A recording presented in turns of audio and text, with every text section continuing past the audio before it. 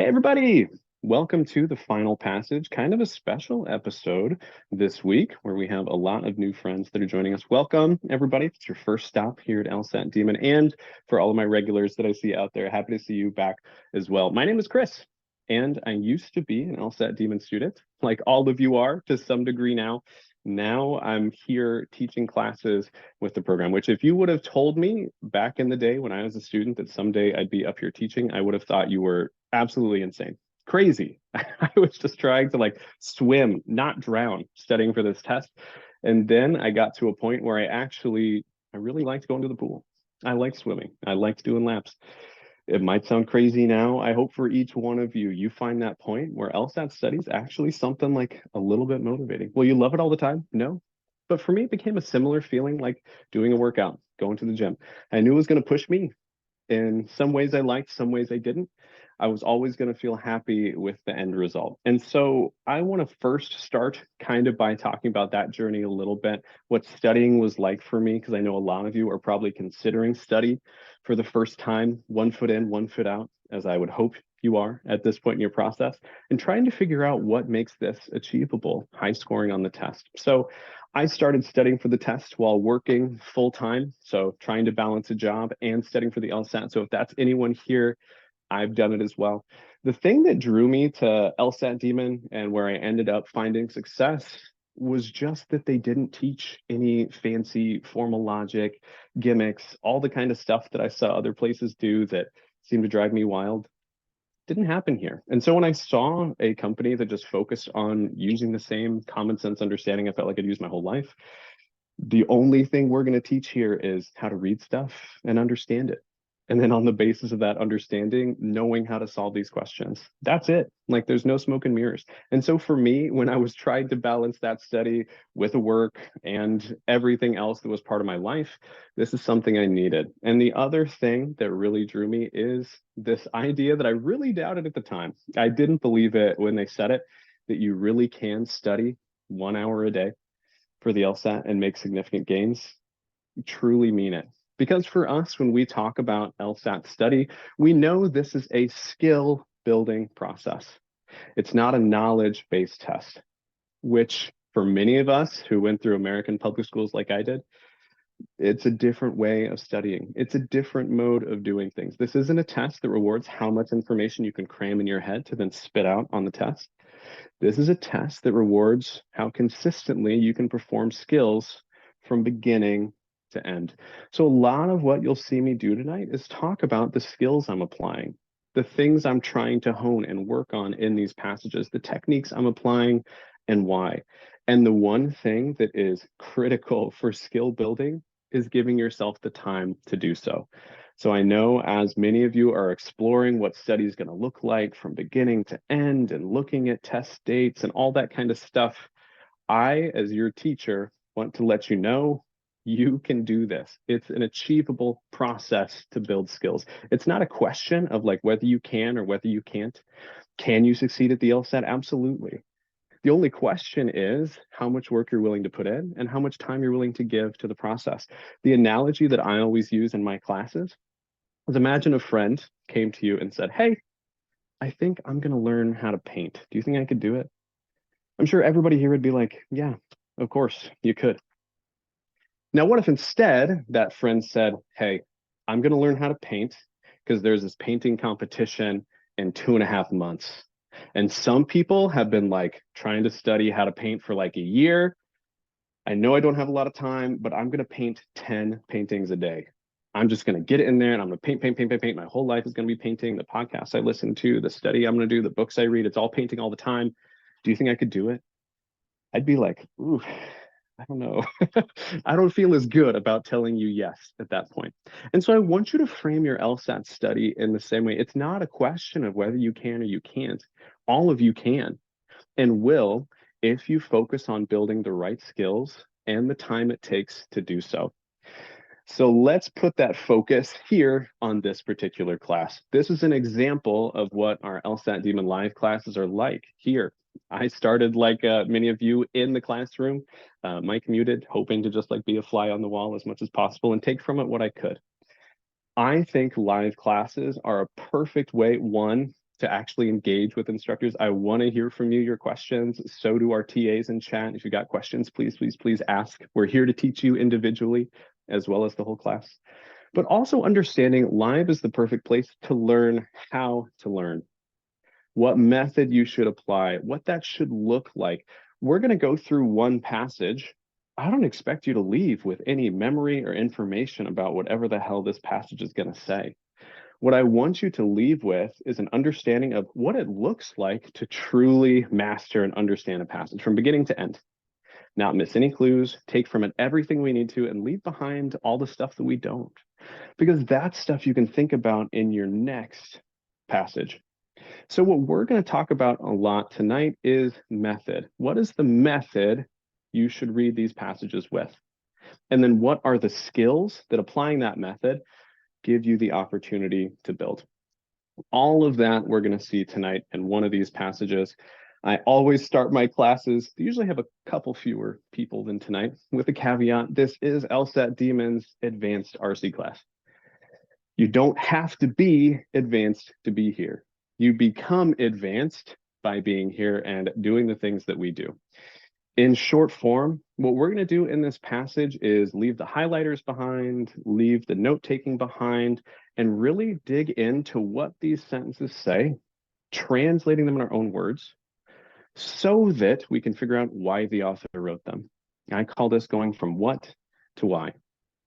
I always joke about this in class, but I start to mean it more and more every single week. The facts in these passages really don't matter. All the little details and dates and places and mechanisms that they describe, they only matter as much as the point they're meant to prove.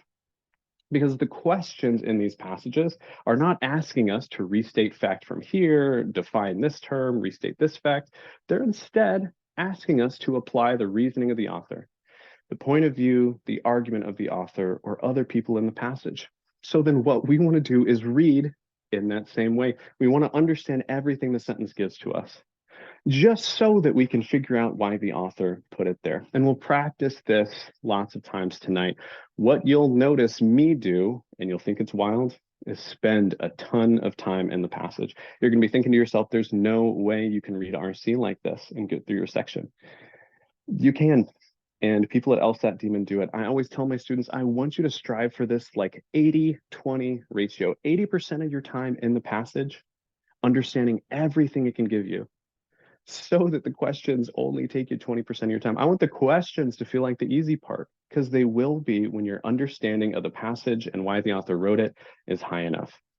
All of these questions we treat as must-be truths here at LSAT Demon, which means there's one answer that is totally provable, has to be true based on the information in the passage. And there are 4 that absolutely are not true, not provable, not supported.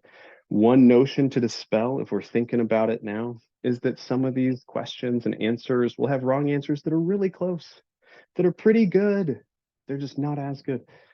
No, there are 4 that are just fundamentally incorrect. 1 totally provable or drawable on the basis of info from the passage. So this was a large overview. I just wanted to give you a roadmap of all the stuff we're going to talk about tonight. I see a lot of people asking awesome questions in chat. Similarly, as we hop into this passage together, which is test 73, passage 3, I want you to raise your hand if there's things I say that don't make sense, that are a little confusing. But what I'm going to demonstrate, or hopefully, is all the things we just talked about, translating what this passage says, just so we can figure out why the author wrote it, so that we can have a really easy time in the questions. Let's hop in. So it starts off saying, some critics of advertising, let's think about this already. Imagine a person walks up to you on the street and they say, some people believe this. What do you think they believe? Are they going to believe what this random group of some people that they pulled out of nowhere says? Probably not. When we start to think about why the author is writing it, why would you start this way? To me, this opening screams that we're going to see like a POV that the author is going to like try to say sucks or disagrees with. If any of you are looking for the passage, you can go to our class page. You'll see it right there on the syllabus. This is test 73, passage 3. So just from a little hint like this, we can translate what it says. It's easy. Start to think about why the author would open this way. What does this help them achieve? So finishes saying, some critics of advertising have assumed that the creation of false needs in consumers, okay, something consumers don't actually need, is the principal mechanism underlying what these critics regard as its manipulative and hegemonic power. These are really strong words. Anybody never want to use the word hegemonic again? I can be in that category here. But the meaning of this sentence is plain. Often individual words like this, you can stress and spin your wheels on when the context gives you all of the clues necessary to pull the meaning from the sentence.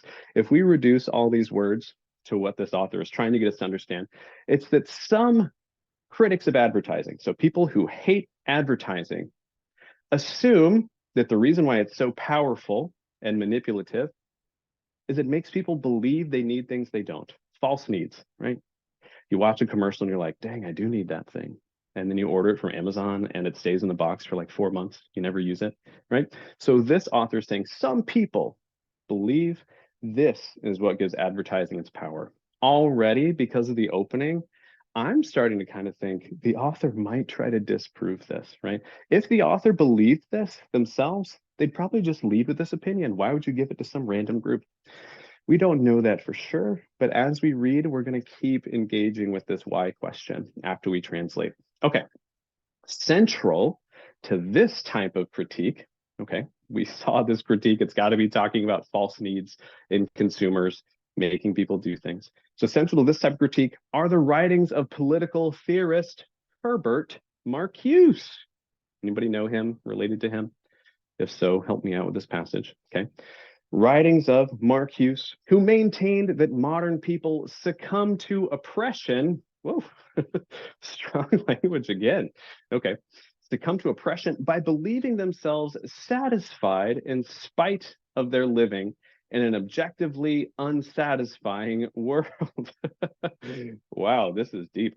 Okay, as we read these sentences, we want to understand them in light of each other, right? We don't want to leave all the work we did in this first sentence behind as we enter sentence two. We want to see how we can understand sentence two because we understand sentence one. What was sentence one talking about? False needs, making people do stuff, buy things, right? Obviously getting something that they don't need. What has sentence two done?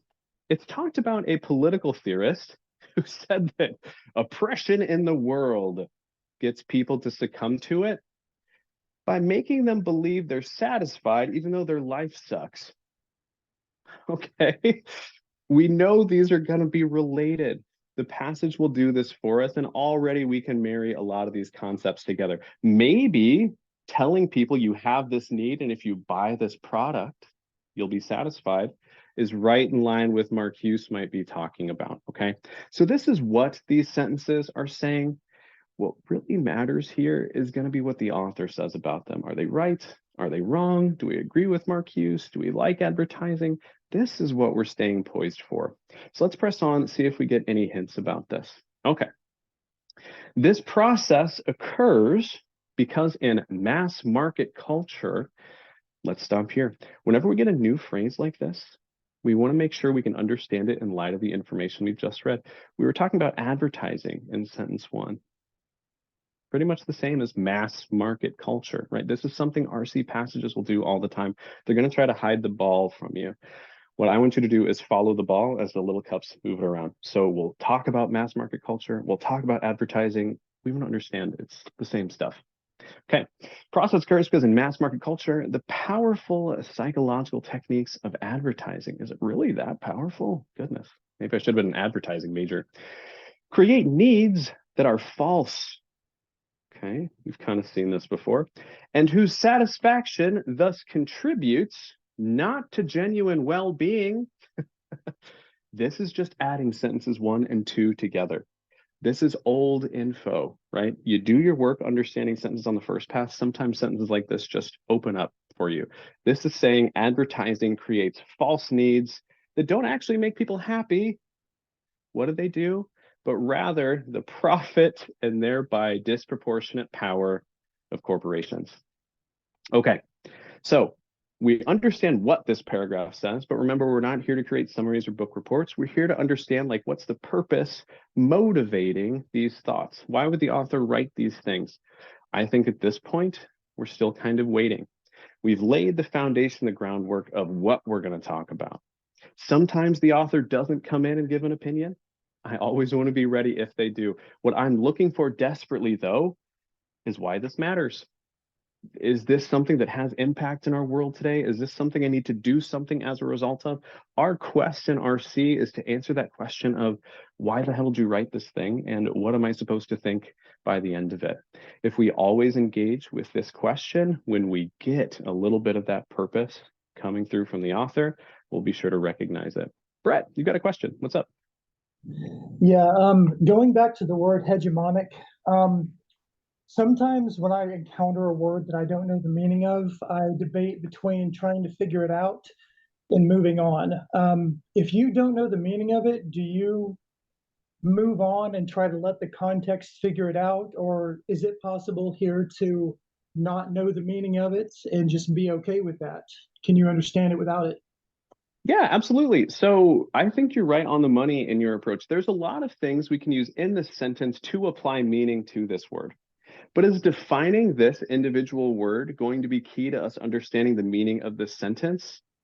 Usually not. So let's even dive in on hegemonic, what it's doing in this sentence, and talk about how we could apply some meaning to it to evaluate, like, how much do we need this word?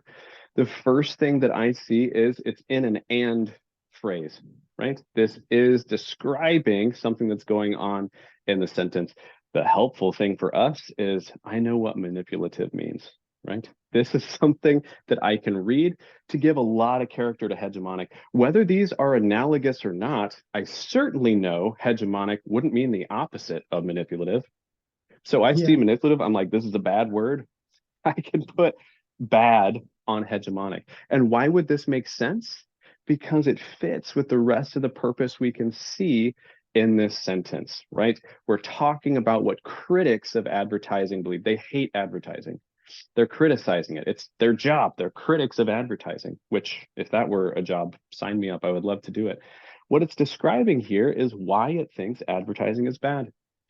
That is the meaning I want to take from this sentence. And so we look at the individual word hegemonic. It doesn't mean bad, but the meaning we can put on this word is negative. It's coming from a critic's perspective.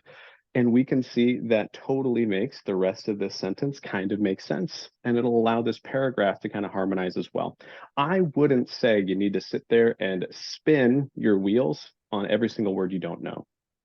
If you can understand the purpose of why the author is writing this sentence and what we're trying to communicate, understanding we're talking about something that critics hate, I think that's enough to apply the meaning we need to hegemonic. Okay, so in this case, you're okay with knowing the general context of what it means and then letting that be enough and moving on.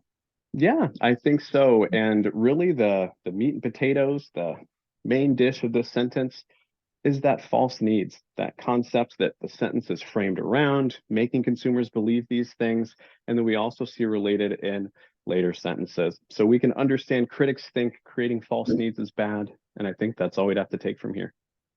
Real quick, one more thing. Ben usually makes it a point of in reading comp, never moving on until you know exactly what's being said. Do you do the same thing, or are you okay with moving on and letting context determine things? Absolutely. But I think when we talk about like knowing what a sentence is saying, that's different than understanding the definition of every single word such that we could like write it on a short answer. I want you to understand the meaning and the purpose of each sentence. You know, even think like if I was walking out in the street in a country where I know absolutely nothing and somebody starts shouting at me in like a foreign language I can't understand. I can probably get a lot of meaning from that tone. Like maybe, hey, don't walk in the middle of that street. You're going to get run over. We can infer a lot of meaning even when we don't know the individual words. And that's what I want you to be crystal on before you leave a sentence. Okay. Similarly, there can be a sentence where we know every single word in it. But if we don't put the time in to actually take that definition and turn it into meaning, understanding a purpose, it doesn't matter, right? Knowing the definitions of the words doesn't necessarily mean we know what they mean. Similarly, not knowing definitions of words Doesn't mean we can't know the meaning of a sentence as well. I appreciate it. I think I was just being a little bit myopic in my focus. Thanks. No problem. Jackie, quick question. What you got? Yes, I had a quick question. I'm kind of going back to something you said regarding the mass media and advertising. You basically said that that's basically saying the same thing, but in different words, right? Yeah, I mean, you get a little bit different elements in the phrase mass market culture. This says that like we're kind of built around this concept of a mass market, big advertising everywhere. It's Mm-hmm. a huge part of what we do. But for me, when I see a sentence, my job is to see how I can stick the meaning of the prior sentences we've read to this one that I'm in right now to help me out to make translating it quicker. And so when I see mass market culture, I just want to say, oh yeah, advertising. This is how I can connect this to what we've read. Got it. Thank you so much. Nice. Okay, let's press on, team. Remember, we're waiting to see, like, why the heck are we talking about this guy? Why do I care about Marcuse? Why do I care about what critics think? Really waiting for some kind of purpose or direction to arise here. Paragraph 2 starts off saying, Marcuse supposed that we all have certain real needs. Okay. When I hit this phrase, I want to remember, what did we learn about Marcuse, even though it was a minute ago now? Marcuse was mad that people believed themselves satisfied even though their life sucked. So what could we infer Marcuse must believe about real needs? Well, it's probably the things that, in his opinion, would make our life not sucked. And that's why he's so annoyed. People are satisfied even though their life is bad, which, like, who's Marcuse? Why are you telling me my life sucks? I like it. I'm content. But what we're going to define here is what I think is of value to Marcuse. And what we want to do then is merge this with what advertising is doing. What we can also say is if advertising were really communicating products we actually needed, right? Marcuse or anyone following a Marcusian ideology, which are our critics, we got that from paragraph 1, wouldn't be upset. So necessarily advertising, again, is not giving us our real needs. But okay, we have certain real needs, both physical and psychological. Okay, brain stuff and having a house, I guess. All things we need. Advertising appropriates these needs for its own purposes. Okay, so look at appropriates means like takes. It takes these needs we have for its own ends. We've already kind of seen what those ends are from that last paragraph. Profit, also disproportionate power, right? We're going to see how it takes like my need to have happiness or a physical need like a house or food to serve what it wants. What I need to see is like how they both aren't possible to be met. Maybe something that the advertising would give me is something I need. I kind of want the passage to tell me like, definitely it's not what I need. But okay, they appropriate these needs for their own purposes, forging psychological associations between them and consumer items. They're selling stuff. This shouldn't be a surprise. I've got a physical need.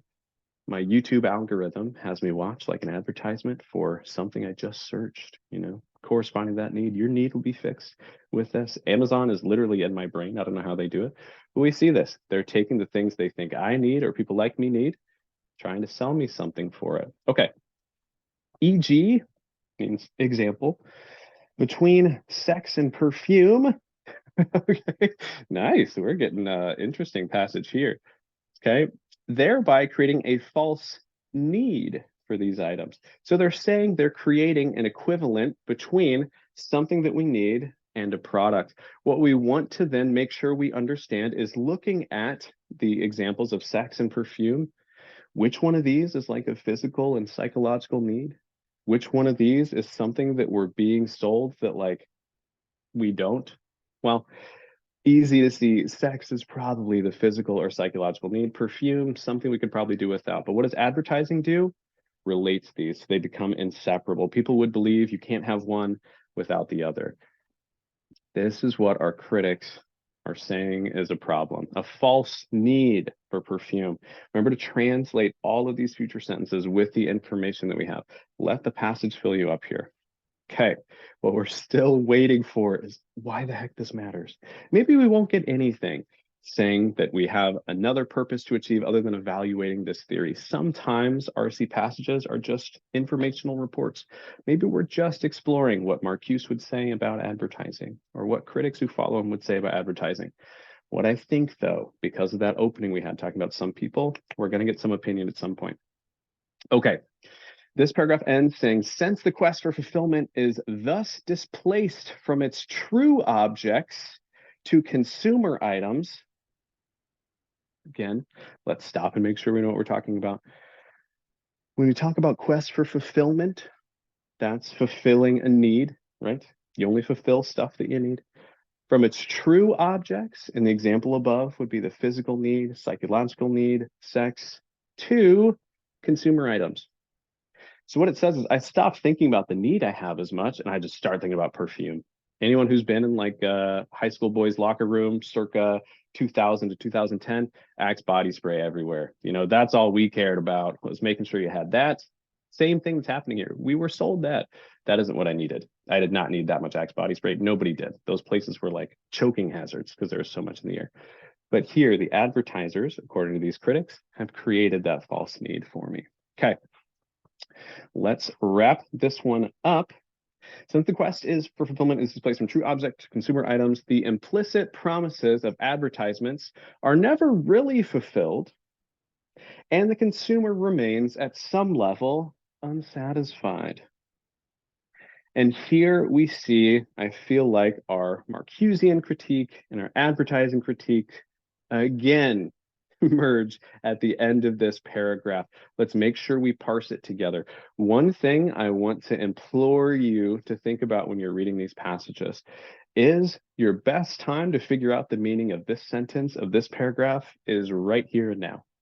I don't believe you create more certainty by reading ahead when you're confused. You create certainty in the future by making sure everything is square right now. So we see kind of a weird, passively written, annoying sentence like this. Let's just dig in and make sure we can harmonize it with everything we've read, not assume we're going to get some help going forward. So looking at this one, when we see that implicit promises of advertisements are never fulfilled, this seems pretty accurate, right? Buying perfume doesn't mean my physical need is met. Spraying Axe body spray doesn't mean my physical needs are met. So at some level, I'm dissatisfied. What was Marcuse saying? Well, Marcuse was saying that people aren't being unhappy with their objectively bad lives. They're actually being happy. So for me, I see a little bit of a disconnect, something I would love to see merged here. Advertising is creating effects where people are at some level unsatisfied. Is this different than what Marcuse was saying? Marcuse was mad people were satisfied with horrible lives. This is saying people are at some level unsatisfied with their life. I think this tension might be something we could kind of marry together. But also, if we think in the context of being unsatisfied, probably means I'm going to buy another product, right? I'm going to try to find something else to fill that need. Jake, question. Yeah, hey, thanks, Chris. Marcuse, I thought maybe he believed that nobody could be satisfied because we live in a world where you can never be satisfied objectively, right? So they think they're being satisfied, but they're too dumb to realize that they're not satisfied because we live in a world unsatisfying. Yeah, I think you're not necessarily wrong. I wouldn't say that like they couldn't be satisfied. We do live in, according to Marcuse, an objectively unsatisfying world. But the difference here, and the thing that I was trying to draw a comparison between, is Marcuse said they believe themselves satisfied. Here we see in this sentence, people are at some level unsatisfied. What I want to explore, maybe the passage will answer, maybe it won't, maybe it'll be important, maybe not, is that it would be possible then for there to be some disconnect here, right? People believing they're satisfied, according to Marcuse, in that objectively unsatisfying world. And here, where we see people kind of being unsatisfied, we don't have an element of belief in this last sentence here. But again, what I think we're waiting for is for the author to come in and tell us, do we need this? Is this something we should agree with? Are they on the money? Are they off? Okay. All right. Thanks. No problem. Rachel, you had a question. Yeah, what if the person bought the product but also had their like psychological or physical need met? Wouldn't they technically be satisfied despite the advertising? Well, um, certainly, I think if somebody meets their need, they're going to be satisfied in the sense of Marcuse, in the sense of their psychological and physical needs. What I want to be careful of in these passages, and what I want all of you to be careful of, is to make sure we're living in the four corners here, which is like, I want those healthy thoughts to help us kind of engage, to play with these concepts in our head, like me talking about Axe body spray in the locker. What I want to do though is make sure my job is understanding what the passage is saying about these things, right? So whether Marcuse and advertisers could say this about somebody being fulfilled with a need, here we're just talking about people's needs not being met because we see objectively unsatisfying world. We see their needs not being met because they're associating it with this here. But I love that technique if we're doing it to apply meaning to the passage here. Trey and then Frank. Chris, up until this point, I thought that we were creating additional needs in addition to our physical and psychological. Is this the first point in the passage where we've learned this? I mean, a key word that I honed in on was displacement. We're actually replacing sex with perfume. Is that it? Is that an important distinction to make there? Because ultimately you could get both, but it sounds like we're headed towards a direction where we're no longer worried about the sex. We're focused on the pure perfume. Yes, and I think what Marcuse and these critics who are drawn from the school of thought would say is the need is consistent across the board. It is the same physical and psychological needs that you have. What advertising does is make you believe that to satisfy that, whether consciously, unconsciously, you need to buy perfume. That's what solves it. So when we look at false needs, it's not necessarily so far saying like it creates a new false need that like we don't have. What we see in this paragraph is it kind of gives us a false solution to that need. And then we become fixated on getting that solution to solve it. Ultimately, it doesn't. We remain at some level unsatisfied. Frank, what do you got? Okay, so I like the way you were able to point out the fact that now there is a disconnect with Marcuse's earlier claim about, people in society after they are oppressed, now they are satisfied, but not knowing that actually they are not. And now here we're talking about people that are unsatisfied. So I feel like being able to note that there is a disconnect. How would you recommend, when reading these passages to be able to decipher such? Because I feel like that is a very important thing to note, and it's quite silent because one can read it and just pass. So how would you recommend to be able to get to that point where we are? I can see that something has happened, and keep that in mind. Yes, and I can see some questions in chat to the same effect as well, i.e., like, do we read passages in this way, reflecting on these things? While you're studying, absolutely, because these are the skills we need to find disconnects, to find inferences, to find purpose, to predict what's coming, and then to interpret it when we see it. What we end up being able to do is creating a cohesive, one time through reading method where these thoughts we have about Marcuse said, you believe you're satisfied, here people are unsatisfied. This is what we read and understand with. Right now, it'll feel a little herky-jerky where like you stop, you talk about these things. On test day, this will be how you read. Always interpreting these sentences with the information we have prior. So to your question, Frank, yeah, when we hit this sentence where it talks about people being satisfied or unsatisfied, I want to try to define that term and concept in context of what we've read before. What is key when we practice reading this way is we get better at the skill of doing that as our method of reading. This is the way we come to understand. I always tell my classes, I want you to have this goal of reading sentences only one time, ever. Imagine they disappear as soon as you're gone.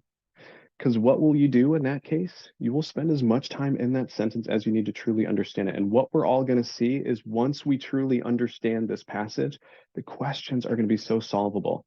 The wrong answers are going to look so bad. The right answer will be the only one that could solve it and stay true to the passage. So I see we've got some hands up. I'm going to continue reading. I know some students want to keep moving. If there's questions, put them in chat. I'll either come back to them, or Abigail or one of our team will definitely get to them. So let's see where this passage goes with this concept of advertising, giving us false needs, being unsatisfied, not having those match, waiting to see why this matters. Okay, paragraph 3. But, oh, 4, actually. Sorry. No, 3. Unfortunately, the distinction between real and false needs. Okay, we see unfortunately off the bat. This might mean our hunch about the author is correct. We're starting to see this jerk back to maybe the author criticizing these POVs we've been exploring ad nauseum in the last part of these paragraphs. So unfortunately, the distinction between real and false needs, upon which this critique depends, is extremely problematic. Let's imagine if this were true for a second. If there were no actual distinctions between what you really need and what you think you need, or what you really need and what advertisers are giving you. This would mean this whole criticism and Marcuse's whole philosophy as applied here are like senseless, like they don't matter. Everything is predicated upon you have stuff you really need and stuff you think you need. If that went away, which our author just told us, it's very problematic, means like maybe their whole attack here is kind of unfounded. So what we're going to explore here after this sentence is seeing why trying to break things into things you actually need and things you think you do is pointless. We're going to merge these or blur the lines or show there are no lines between what you think you need and what you do. If Marcusians are right, which we just explored, Marcusian POV, we know that, we cannot with any assurance separate our real needs from alleged false needs we feel as a result of manipulation of advertisers. Okay, if we live in an objectively unsatisfying world, if marketing is constantly giving us these things that we need, this would mean in Marcusian's world, which they think we live in, you can never ever figure out what your real needs are versus what they're telling you need. Again, we know our author, because of this first sentence, doesn't think this is correct. The author does not believe that this is an accurate picture. So let's see the author get into that. In order to do so, it would be necessary to eliminate forces of persuasion that are so prevalent in society that they've come to inform our instinctive judgments about things. Remember, first paragraph talked about this mass market culture. We talk about the power, hegemonic and manipulative power of advertising. It's everywhere, giving us these false needs, right? This is a pretty strong statement here that it would be impossible to ever know what you need. You out here in Zoom class, you could never know what you need, ever.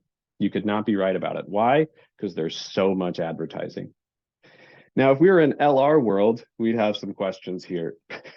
We definitely have some awesome attacks we could make on this. But here in RC, I just want to understand what you're saying. I'm happy to disagree with it on my own time, but here we'll understand what our author believes is if you were to believe Marcuse, it would mean you have to believe you can't tell what you need. We can infer from how this paragraph opened, from how that first paragraph opened, our author doesn't believe that. So here's where things get fun. We understand what this says. We understand why the author wrote it. Now we can say, what then do you have to show, author? What do you have to prove to us in this next paragraph? You'd have to show me that people can discern what they really need. People don't have to be distracted by advertising and totally fall into their manipulative and hegemonic power. Because we know the author doesn't believe this is the case. And the only way this wouldn't be the case is if you can identify your needs, or if you're not swayed by advertising. Already we know what the author must do. So then when we see the author do it, we understand it faster, we know why it's there, we're able to immediately hit the ground running. So let's hit this last paragraph, see if that's what happens. It says, but in fact, Marcusians make a major mistake. We already knew the author believed this. In assuming that the majority of consumers who respond to advertising do not do so autonomously. Okay. So when we see this, we have the author saying Marcusians are wrong because they assume consumers who respond to advertising don't do so autonomously. What do we know this has to relate to? Their real needs, or being able to be swayed by advertising here, okay? Let's hit this next sentence, see if we can apply some meaning. Advertising techniques are unable to induce unwilling behavior in rational, informed adults. Okay, interesting. So remember, what Marcuse was kind of saying is, oh my gosh, we see advertising and we're like compelled to go buy this thing that's a false need, not actually satisfy our real needs. What this paragraph is saying is advertising can't do that. Nobody is held hostage by this omnipotent, super strong advertising cabal that's like making you go buy products, even though I think that's an apt descriptor for Amazon. Here we see our author thinks it's not the case. What does this mean then? People are willing when they buy things. So let's start this one over. Advertising techniques unable to induce unwilling behavior in rational, informed adults. And regulations prohibit misinformation in advertising claims. Okay. What our author is saying here is kind of a weird slant, like advertising couldn't lie about its perfume. All of you in the high school locker room spraying Axe, it is doing what you think it's going to do. Okay. Remember, we don't have to agree. We just have to understand. We can understand what the author is saying here. People only buy stuff when they want to. Advertisers aren't able to lie. How do we want to understand this in context of the passage? Well, how could they be making you satisfy this false need? How could they even give you this false need if they can't lie about it? Here we see author firmly not seeing the world as the critics and Marcuse does. Moreover, we continue beating this dead horse, evidence suggests that most adults understand and recognize the techniques used and are not merely passive instruments. So let's kind of look at what's being unsaid in these sentences here. What it seems like is most important to the author as it relates to advertising and people doing things is kind of agency, the ability to make a decision about like what you're going to buy and do so based on something you've chosen. The critics and Marcuse kind of make it seem like we're all just like helpless robots. We download the latest advertising and we go buy the thing. Our author is saying that's not how things work, right? And it all comes down to that ability to actually buy things that you want to have agency, to have impact. What our author believes is you can't be compelled to buy something that you want or don't want to. No one's hostage doing this. Okay. If there is a real need for emotional fulfillment, okay, remember this would respond to those real needs, psychological needs that we read earlier. This is our author even saying like, maybe there's doubt on that. Maybe there isn't a need for emotional fulfillment because we're starting with if. But if there's a need for emotional fulfillment, and if we can freely and authentically choose our means of obtaining it, which remember, our author thinks we can, you get to choose what you buy. You do so only when you're willing to, okay? Then free, informed individuals may choose to obtain it. Great. Again, we see in this sentence, just kind of restating all the same stuff we've understood from the prior ones, putting it together, which means when we put the work in those sentences prior, ones like this don't have to seem so scary, even though it's like 8 lines long. So informed individuals, which we know our author believes that we are, may choose to obtain it through the purchase of commodities, products, things are being sold, things are being advertised, or even through the enjoyment occasionally provided by advertisements themselves. Okay, our author is totally like an advertising rep for a company. This is like someone working in Don Draper's office or something. This is just an advertising consult. Who's the last person that was like, you know, I'm feeling not quite emotionally fulfilled, but gosh, these commercials are really helping. This is just really picking my day up. I love watching these things. Honey, come here. This one, I love it. You're going to love watching. Nobody, come on. Again, it doesn't matter if we agree or disagree. I disagree. We just have to understand what they're saying. And this is something we can understand, even if it seems a little nonsensical. Okay. It is no doubt true. Really strong language continues here. That in many, perhaps even most, our author says. Many, a very vague term. Most gives us some specificity here. More often than not. So more often than not, in cases, the use of an advertised product does not yield the precise sort of emotional dividend that advertisements seem to promise. Look at this. This is a little bit of a concession, right? One thing we want to do when we have different POVs and arguments in a passage, recognize what makes them different. This is what we've been doing the whole time.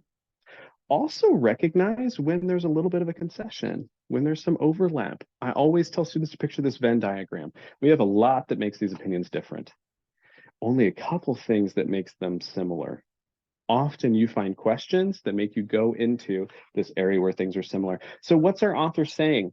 Our author's saying that more often than not, the product doesn't give the precise sort of emotional dividend that advertisements seem to promise. So me spraying Axe body spray all over myself in 2008 didn't actually help me meet the love of my life, unfortunately. Didn't yield that precise emotional dividend I was looking for. What does our author need to say, though? What's important to our author overall? Remember, our author maybe even doubted that there were needs for emotional fulfillment anyway in that sentence prior. I don't think that's really what we care about. What our author is going to care about, and we've inferred from the rest of this meaning, is like people's freedom to just choose stuff, right? So what I think we're going to do is take this thought, relate it back to like, that doesn't mean somebody was forced to buy it, even if it doesn't meet that need precisely. Brett, question. So why do you think the author put the concession in there as opposed to leaving it out? What does it do? This is a great thought to have. Anytime in argumentation, when you give like a little bit to the other POV, it can only mean like one of two things. One, it's just an objective truth that the failure to include would make you look like a moron, right? It would be like, come on, we know this is how things work. Most often, what you see in real life and in RC is like you give an inch so that you can take back like a foot. I'll say, I'll give you this point, but here's why it really doesn't matter. Here's what I'm going to argue, even though that just shows why this concession doesn't hurt me at all. So especially when we see POVs in a passage like this, imagining that Venn diagram that definitely have some difference, and we gave a little bit here, I know the author is going to like wrench it back. We're just going back to our author's argument soon. William. Okay. You may have answered this already, but and again, I'm sorry if this is remedial to everybody, but we have experiences and biases, right? As I'm listening to this and you're breaking it down, I have certain beliefs about this and psychology and all this stuff. I'm assuming that we're really just supposed to take this on face value. What are they trying to say? What are the fact, what is here, regardless of what I think or the dots I'm trying to connect because of my own personal experience in business and stuff like that. So is that accurate? I need to try to figure out how to just put that to the side, not try to logic my way through something the way I think about it, but just really get inside of this and just try to figure out exactly what they're saying, regardless of what feeling it's making me feel. Yes, I wouldn't read these to try to evaluate in real life how right is this person. I would definitely put that part of the process aside. However, what you've seen me do and what I want you to do in your passages, William, is to like take all of that life experience about these things you believe, the context you have, actually knowing this in the real world, to then help you translate and provide understanding of what this person's saying. And it's okay to read this passage and say, I think this person's an idiot. I do that all the time in my classes. I'd say like, this is one of the worst written, stupid arguments I've ever seen in my life. But my ability to recognize it as such is giving me power in the passage. I can say, this is really like an opinion not super well supported. This is one that like, I think you're a little off base compared to the other POV, because the only way I can recognize that is if I understand it. And so me applying that experience in real life helps me understand. But remember, understanding their POV, this is like our goal. I want to know what this author says, because like it or not, same way in the legal world, these questions might have us be this author's lawyer. We might be strengthening this argument. We might be having to improve it. We might be having to speak from its perspective, right? But key in your ability to do that is understanding its weaknesses, knowing where it went a little wrong. Thank you. No problem. Okay, let's wrap this one up and then we'll talk about what we think the author wrote this passage to do. Okay, so we had this concession. Yes, all these products won't always give you the total, perfect, precise emotional dividend that advertisements say. This is kind of weird, given that the author said earlier advertisements can't lie. Don't know how you square that circle, but okay. Last line here says, this does not mean, however, nice, we're yanking it back. We're had that concession. Now we're coming back to our argument. This does not mean, however, that consumers do not freely and intentionally use the product. Again, coming back to this agency we know is important to the author, as a means to another sort of fulfillment. Okay, so my Axe body spray didn't help me find love forever, but it made me not smell like a teenage boy, I guess. Maybe that's another sort of fulfillment. Maybe there's other things it did. Maybe just buying it itself made me happy. Maybe I don't need to buy something to accomplish an end. Sentence ends saying, or even that its genuine fulfillment of needs must be less than the advertisement suggests. Okay, so we have maybe another type of fulfillment that you get, or that the fulfillment of needs in a genuine sense is way less than what the advertisement says. You know, like you look at a Zales Diamond commercial, you'd think you're in like a Disney movie romance. Maybe that's not the need that you get. Maybe you've got like a solid marriage though. You know, maybe the actual need that you have is less than like what this advertisement is saying above and beyond. So we look at this passage in its entirety. I want you to start gearing your mind towards this anticipated main point. What I always like to stress to students is the main point is not a summary of what the passage said. The main point is always a description of why the author wrote this thing. That speaks to purpose, that speaks to reason, that speaks to the direction of the passage from top to bottom. So I don't want you to be thinking first paragraph said this, second paragraph said this, third said this, fourth said this. What I always like you to imagine is if the author had to condense this passage down into 5 words, what would those words be? What was so important to the author that the author wrote this passage so you couldn't get into Harvard without reading it? This is what I want you to think about here. So when we think about what's important to the author, we really should be thinking about these last couple paragraphs where the author's argumentation came through so clearly. So when I prepare for a main point question, I keep it broad, big picture. I think about how people's freedom to make decisions was important to the author, right? That they can, in some ways, be satisfied even if products kind of lie. When we see that this is the main point we wanted to get to, also helps us understand, why did we even talk about critics? Why did we talk about Marcuse? Because now we can make sense of the author's opinion in light of that. So when we go into a main point question, I want you to think of what's a broad thought that represents the author's purpose that the rest of the passage can fit under. Yeah, I certainly think a part of the passage was to disagree with Marcuse. But remember, I wanted to disagree with Marcuse so I could tell you people are free to make choices about what they buy. That might meet some of their needs we see at the end. That's what our author believes. So what we're going to do now is give you some time to work on these questions we have here, 6 of them.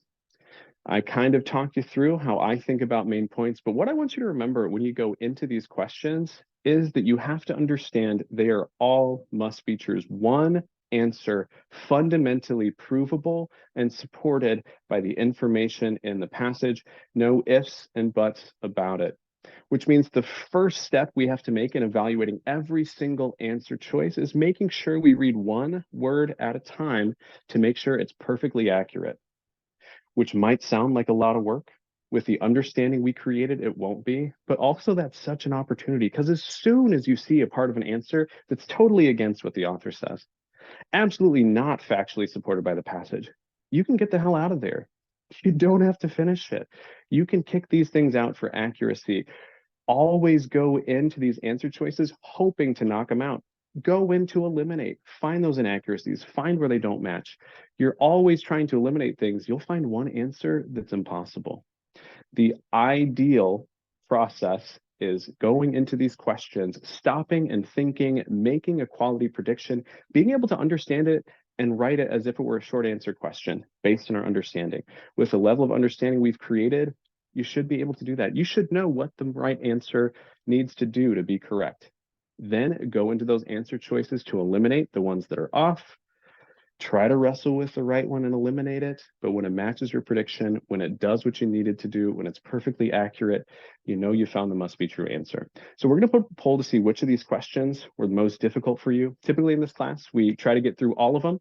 But given the super awesome big crowd we have today, we're going to get through as much as we can in the time. And I'll definitely do the ones where the most students struggled. Good luck, and I'll see you soon.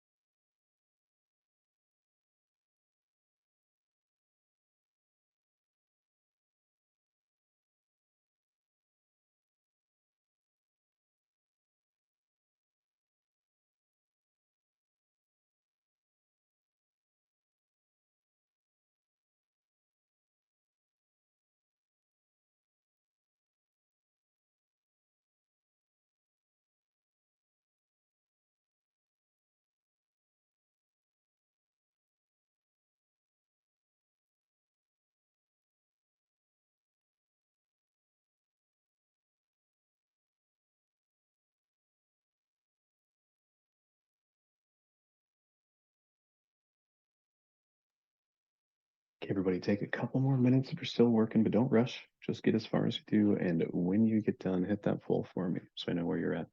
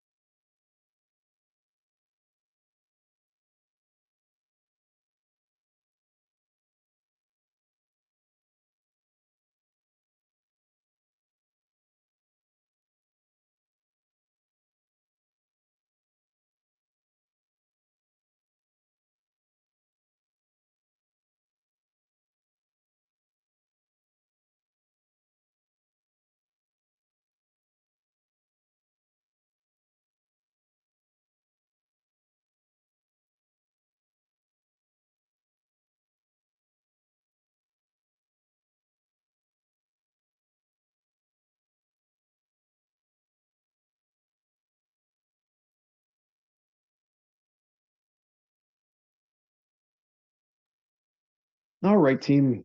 I see a little more than half of you filled out the poll. If you're missing it, you didn't get a chance to fill it out, hit those three dots on the bottom of your Zoom screen. You should see an option to pull up the poll. Fill it out for me. But I think picture is pretty clear on what questions were the nasty bugs of the passage. So I'm actually going to start at 21, work my way backwards. We're going to get through the questions because that seems to be the same rate that we had difficulty. So we're going to start with question 21 here. Again, what I want us to practice and ground ourselves in is this process of making a super solid prediction. Not just a guess at what the answer might say, but an understanding of what the answer has to do to be correct. Because oftentimes we find correct answers that don't say exactly what we wanted them to, but they'll still accomplish what the question requires of them. So we're going to do that by grounding ourselves in our understanding of the passage and knowing the main point, what the author wanted. We'll keep it simple here. So 21 says, which one of the following sentences would most logically complete the passage? Oh, this is fun. This is where you get to be like their editor in some ways. Again, what's going to drive our understanding of this passage? What the author was trying to say, what the author was trying to accomplish in the passage. In a lot of ways, this is just a main point question, round two. So my prediction process always starts with like, what does the author believe? What did they want? Our author wanted us to understand that Marcusean view is off because its premises are just kind of wrong. You don't have this distinction between real needs, false needs. The whole thing is kind of off base. And this last paragraph was the paragraph where we were providing our entire rationale for attacking the Marcusean view on its merits here, looking at the different claims that they made and then saying they aren't accurate because the evidence we're presenting. So when I look at a final sentence to go at the end of this paragraph, yes, I want to hone in on this last sentence, but I want to start my process with that big picture view of what was important to the author, what were they trying to achieve, because absolutely the correct answer here is going to satisfy it. So let's dig into this last sentence here, see what we're saying. We ended in the passage saying, this does not mean, however, that consumers do not freely and intentionally use the product as a means of other sort of fulfillment. Remember the context coming into this. We had that concession. Here we kind of wrenched it back a little bit. So we're saying, yeah, advertising can be a little wild. It won't always get you the exact thing that it promises. However, maybe it fulfills you in another way, or genuine fulfillment of need is possible.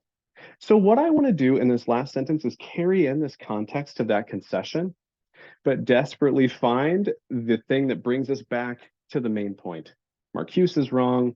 I'm right. People do have agency. They're not passive actors. Something like that that gets us where we're going. And always, we're assessing these answer choices for accuracy on the first pass. Going into eliminate, we're going to read carefully. So A says, therefore, while in principle, there might be grounds for holding that advertising is detrimental to society. Ooh, that's a big label, detrimental to society. Society's big. But if we think like detrimental, it could just be like 0.5% bad. This could be like 0.1% bad, and it's technically detrimental, right? So it can feel big. We actually dig into the words here. Not so bad. And you know why else I like this? Remember, we're bringing in our prediction this context of that concession coming right before. This seems to jive right with what we were talking about. Like advertising is kind of weird, our author said at the end of this paragraph. So, okay, maybe in principle, while there could be grounds for holding advertising as detrimental, we know the author didn't go that far, but here we see in this that while language kind of softens it. While in principle doesn't mean actually advertising is detrimental. So, okay, all good so far. Ends by saying, remember, we wanted to see this bring back to our main point. The Marcusean critique does not provide such grounds. Oh, nice. Yeah, we just end by saying Marcuse sucks. That seems good. Our author thinks Marcuse sucks. And the argument is just way off base. Its premises are just mistaken. When a conclusion just has premises that are all wrong, like you don't even want to consider the argument. So saying does not provide any such grounds here, this seems good. I like this one. And what's more important is I can find no ways to eliminate it based on its accuracy or based on interpreting this from the author's argument, perspective, purpose, what we're trying to accomplish here. And it matches my prediction, which means I have to say here, this is the answer. The reason why I say that is so I go to B, C, D, and E, looking to eliminate, looking to kill. Always in these answer choices, I'm doing the same thing, trying to eliminate every single answer I come across. When one survives, like a weird little cockroach, I just have to admit, like, that's the one. And then I go back to business, eliminating all the other ones. Because the opposite of that is me trying to make answer choices work, trying to kind of argue for them, trying to massage them into something that might be the correct answer. This sets me up for 50-50 scenarios where maybe I'll pick the wrong one and get confused. I don't want those. So I'm always going in to take them out. All of you are going to be fantastic lawyers someday, which means you're very convincing and you're good at arguing. Never put yourself in the position to argue for answer choices, especially multiple, because you might convince yourself the wrong way. Let's go into B, see how we can eliminate this one. B says, therefore, although Marcusean claims about advertising are rationally justified, this seems bad. I think already I'd be out of this answer choice. I'd be gone. We did not think they're rationally justified here. It ends by saying the mistake of many recent critics of advertising. Did we even get recency put into the advertising claim? I don't think we did. I don't have any chronology or history of advertising. It's another problem I've got here. Recent critics of advertising is in their use of these claims for political gain. Okay, this one is just a little out there. When your understanding of a passage is good, you can recognize answer choices that are just not what we talked about. Trust that understanding when your method is good. Let's just eliminate here. Not within our main point, not supported by the passage. C says, therefore, any shift in basic assumptions required to correct the abuses of advertising. Hold on. Did our author think that advertising was that abusive? I don't think so. That sounds like the other guys. The other guys are the ones that really, really hated advertising. So again, this is just not in line with the author's main point. Again, here, I would probably eliminate. Let's check out D. Therefore, while emphasizing only detrimental social aspects of advertising, did they only emphasize detrimental social aspects? I think we were talking about a lot of detrimental impacts of advertising, even down to like the individual level, my individual needs, what I need physically, psychologically. So here I've kind of got some problems, but let's see what happens here. Marcusians have failed to consider that such aspects are clearly outweighed by numerous social benefits. No, the problem with the Marcusean argument was that its premises were off. It was looking at this distinction between false needs, real needs, and all of us as passive actors. This wasn't saying like, if you look at the pro cons of what Marcuse believes, actually he mismeasured it. No, this is just saying that like that argument was way off base. So I'd eliminate D here.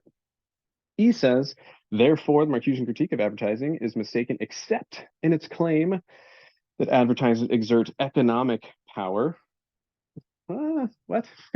We did have a concession here that we talked about, but the point of agreement between these POVs was that like advertising isn't always perfectly honest. This is not a caveat I gave back to Marcuse saying that advertising exerts economic power, but let's see here. Over those few people who are unable or unwilling to distinguish real from false needs, this is the distinction our author didn't buy. This unwillingness to distinguish between needs. Again, we just see an answer not in line with our main point. We had 4 wrong answers here that just weren't our main point. 1 that was and fit into the context of the sentence. 4 provably wrong, 1 demonstrably true. This is how every question in RC is going to be. 4 that are way off base, 1 that's totally good. Anybody have any quick questions about 21? Brett.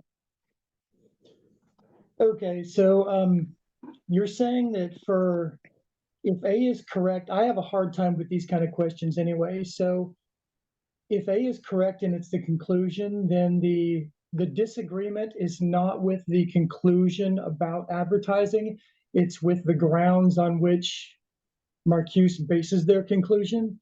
So you're placing a lot of emphasis then on that concession in the last paragraph then, right? Yes, let me tweak a little bit. So the reason why I was emphasizing the concession in this last paragraph is because it's the immediate context of where the sentence would be placed, right? These are the words right before this future sentence would slide in. So if we're looking at it like Lego pieces, that's what it's got to attach to. The end of this paragraph where I kind of made a concession. Yes, our author certainly disagrees with the premises of Marcuse, also disagrees with the conclusion of Marcuse. But the beginning part of that disagreement is right on like the foundational nature of that theory about agency, real needs, false needs. Certainly our author disagrees about like the conclusions about the manipulative and hegemonic power of advertising. No way, because our author believes like people are free to buy what they want. Okay, so when you make a prediction about a question like this, are you looking for something that is going to sum up the passage as a whole or just conclude the paragraph? Well, this one has elements of both. What I know for certain is there can be no correct answer that contradicts the author's own belief. The author would not write a sentence at the end that disagrees with the author's argument. This is why I emphasize the main point. In an opinionated passage like this, that when the author is trying to argue something for us to believe, we know the end sentence is going to be something to drive that home. So I merge that concept with like knowing it has to agree with the author's main point with the immediate context we see here into something that allowed us to select A. Okay, so can you explain to me in, again, 1 sentence why you thought E was wrong? Which Sure. part was it? Yeah, so when we see Marcuse and critique is mistaken, this sounds good, right? We know our author doesn't like Marcuse, right? Perfect. But what we say is mistaken about it, or what we, say isn't mistaken about it, doesn't actually match with our main point. We say Marcuse is wrong, except when they say advertising only has power over people unwilling to distinguish real from false needs or unable to distinguish real from false needs. Our author said off the bat, advertising cannot make people buy things they don't want to, that they aren't willing to buy. This was just flat out. Our author believes people only buy what they're willing to. Nobody is compelled by some powerful advertising force to then buy stuff.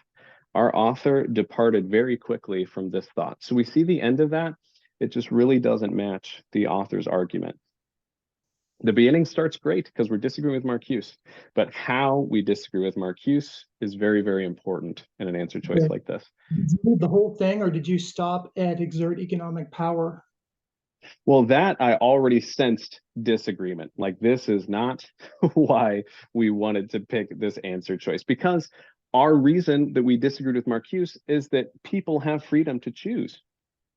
We didn't say most people have freedom to choose. There's some people who don't, and those are the people that advertising exercises an effect over, which does match Marcuse.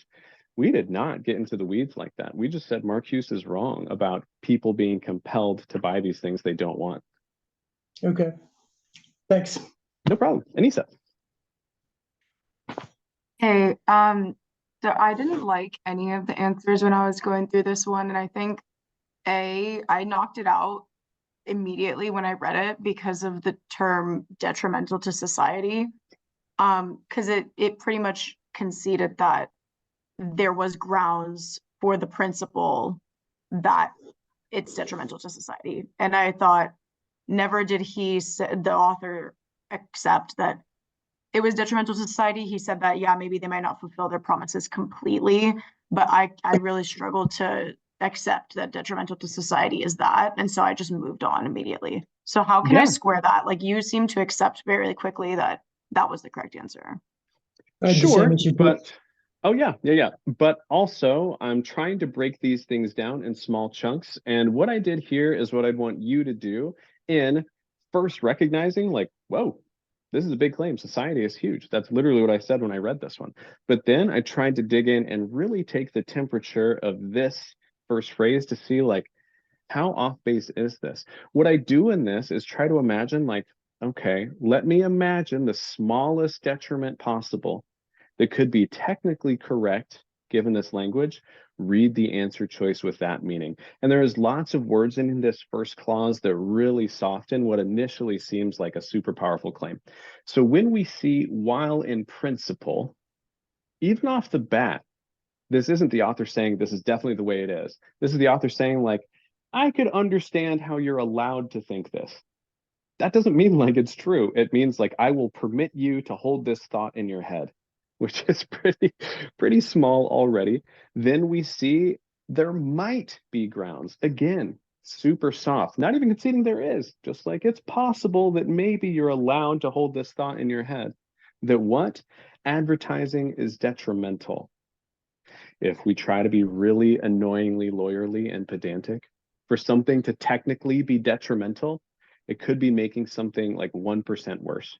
Just tiny bit worse. So that means if we harmonize all this meaning here, this is the author saying, technically, if one thought this way, they might be allowed to believe advertising is a tiny bit bad for society. But none of this implies the author actually believes this or is conceding this, just saying some people are allowed to believe it. So then when we see this concession at the end of that last paragraph where the author is saying, like, yeah, advertising is not perfectly honest. This is the author saying, in some part, advertising is lying. It's not being accurate. And so what I try to square in the meaning here is, could someone say advertising not being perfectly honest could be detrimental to society?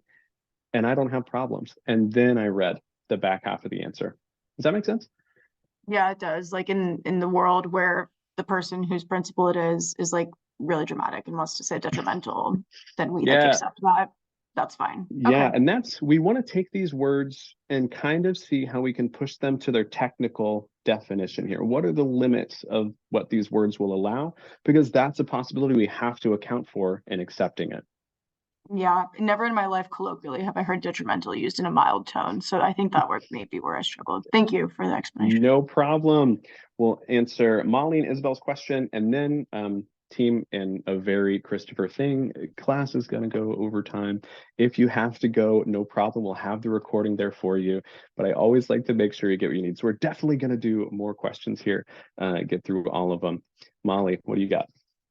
I agree with Anissa. Detrimental also kind of threw me for a loop, but I was tempted by D, mostly because when it said it only emphasized the detrimental aspects that advertising has. I went back through the passage. It didn't seem like the Marcusean theory had anything positive to say about advertising. So that's kind of why I thought that might be the right answer, because it had like the benefits of like being fulfilled because you got something you liked or you liked the advertisements. Is that kind of how Yeah, we I had a couple quibbles here with this one. I thought potentially the word social aspects inaccurately narrowed our answer choice here potentially.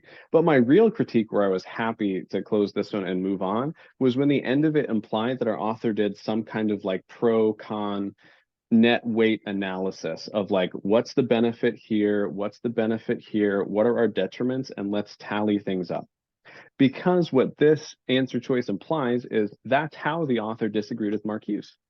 This answer choice says our author disagreed with Marcuse by weighing pros and cons of advertising, which to me just did not match the purpose of the passage at all. Sometimes taking a broader view of these answer choices means like even if you got quibbles or weird questions on some of these individual words, I also have to have this answer choice be the shape that I need. And so for me, I had like a round hole, and this was like certainly a square peg because I didn't see any element of that kind of pro and con analysis here. Does that make sense? Yes, it does. Thank you. Nice. Isabel. Hi, just as a disclaimer for everyone in the class, I've already taken the LSAT before, but I got all the questions from practice right except for 18, and I chose option D, but the correct answer was E. Oh, I haven't even gotten there. Spoiler alert. Oh, Let's sorry. no, that's totally fine. Let me just head to 18 now and we'll do it. I see some people in chat talking too. We'll go through Okay. this one, see if we can make sense of it. If you still have a question when I'm done, come right back. I'll be here for you. Okay. Let's look at 18. Oh wow, people are like excited in chat. Isabel's like a hero. Great job, Isabel. People really want to see 18. Let's dive in here. Get into it. Okay. So 18 says the main function of the first paragraph is to. Okay, interesting. This is the one we want to see most because maybe there's some answer choices that seem really similar here. What we want to do to ground our prediction is, again, not summarize what this first paragraph said, but connect with its purpose. What was this first paragraph meant to achieve, and how did what it say accomplish that end? So when we look at this paragraph in light of the entire passage, this paragraph to me is really the one that set the groundwork for our enemy opinion, kind of our opposition. We introduced our bad guys, the players. This is like the crawl at the beginning of Star Wars. We're talking about the Empire. This is what we kind of see in this first paragraph here. So who's represented if we go through the flow here? We talked about advertising, yes.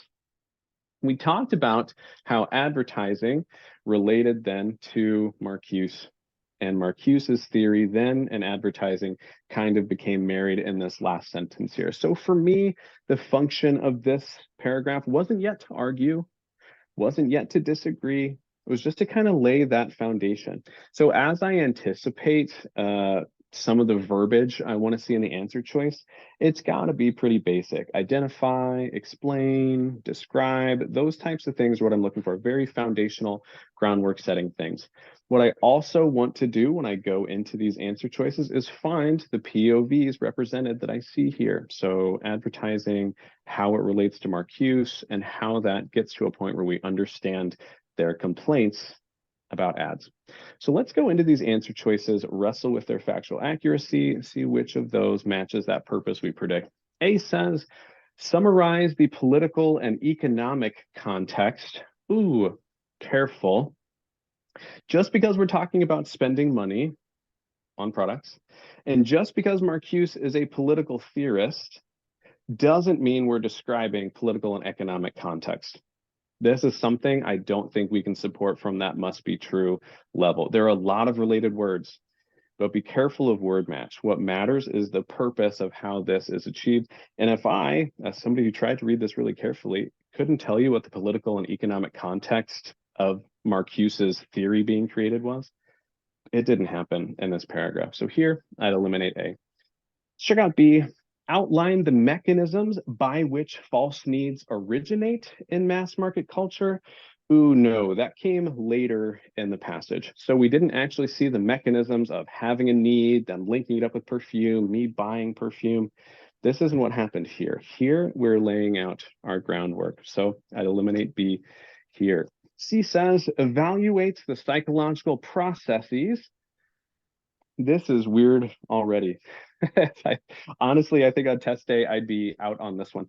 I don't know whose psychological process, and I don't know if I'm evaluating it, giving a value judgment, good or bad on it. Not what I see in this paragraph. We can read on. By which the manipulative techniques of mass marketing, advertising influence individuals. No, so we talk about false needs. This isn't the same as evaluating psychological processes here.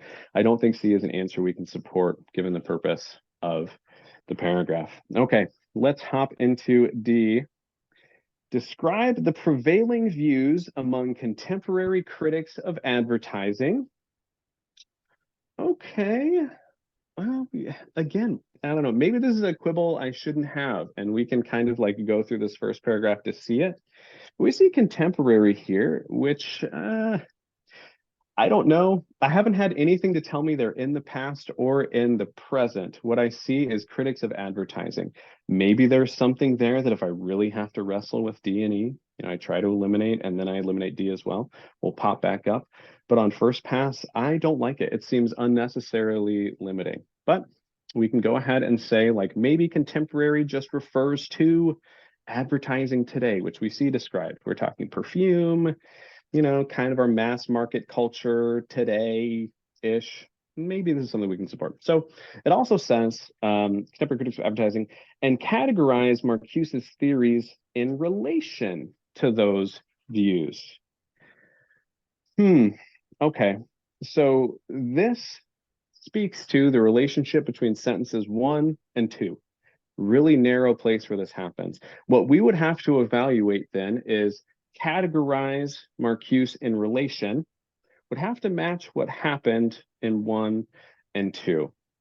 What this kind of implies to me is that there is like a difference between advertising and Marcuse, that there are these separate things that we are trying to see how do they relate to each other. When I remember paragraph 1, that isn't quite the dynamic we had. I thought really advertising directly came from, or the critique directly came from Marcuse. Like they basically were Marcusean critics that now were talking about advertising. So let's dig into the meat and potatoes of the second sentence and see. It says, central to this type of critique, that was referring to advertising, are the writings of political theorist Herbert Marcuse. So central to, in my mind, means like inseparable from. To me, this kind of refers to maybe Marcuse was like the origin point for these. So when I see categorize Marcuse's theories in relation, to me, a category would be like close to or agree with or doesn't agree with. When I see the relationship in 1 and 2, I feel uncomfortable here. I don't like supporting D. Now, if E is just total hot garbage, I will come back and understand D must be correct and I won't like it. But every single word in these answer choices, we have to be able to prove. We have to be able to support. Must be true standard. I don't like picking answers that feel close. I want to pick things that I can absolutely prove without a doubt. Me, D, I've got some concerns. We can return to it if E sucks, but let's take a look at E. E says, describe Marcusean views. Okay, we did do that. Regarding mass market manipulation. Okay, yep, this is what Marcuse talked about. And indicate their role, okay, role, sort of, in certain criticisms of advertising. Oh, okay. I like this a lot more. When we see central to the type of critique are the writings of Marcuse. Remember, I said I didn't really see a separation between Marcuse and these critiques. It was like one kind of created the other. One stemmed from the other one. For me, this is a lot better than categorizing something in relation to. This is like comparing things that are different, seeing what categories you could put around them or put them in to describe their relationship. For me, I just see Marcuse created this advertising thought. It is like necessary for this advertising critique. It was based in Marcusean theory. Now, indicate their role doesn't necessarily say Marcuse created this advertising critique. But even so, this is something we can still draw. Even if we believe that role is one created the other, it's certainly still describing that role. So for me, this is something that is way more supportable than D. I like E. I can't find a quibble because indicating the role definitely still supports the idea Marcuse allowed this critique to happen. Marcuse's theory is what enabled this advertising critique.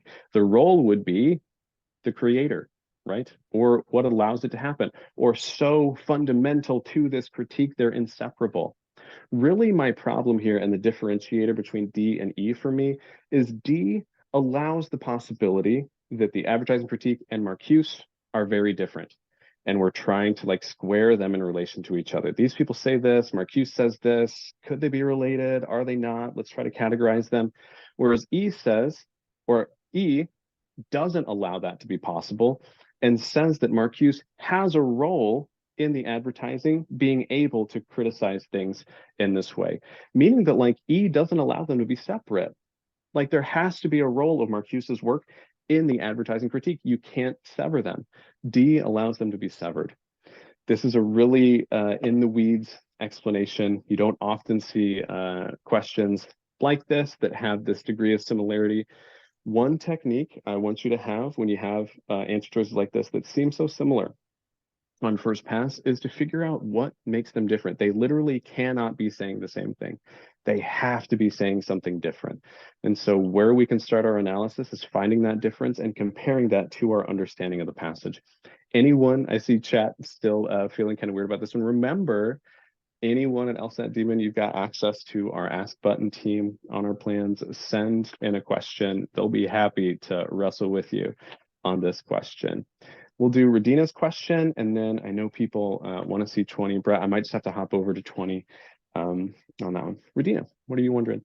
Hi, I have a quick question. So you got really into the categorizing the second part of D, but I got rid of D because it said describing the prevailing views among contemporary critics, but the passage starts with some critics of advertising. So I thought it was too strong for like the whole prevailing view among contemporary critics. Like, it Yeah, was too that was broad. my first critique here. I thought contemporary was unsupportably limiting. That was the first thing we said on that first pass. I think that is a viable way to eliminate this one. I think that's a job well done. Thank you. Okay, so let's pop over to 20. We'll do that one.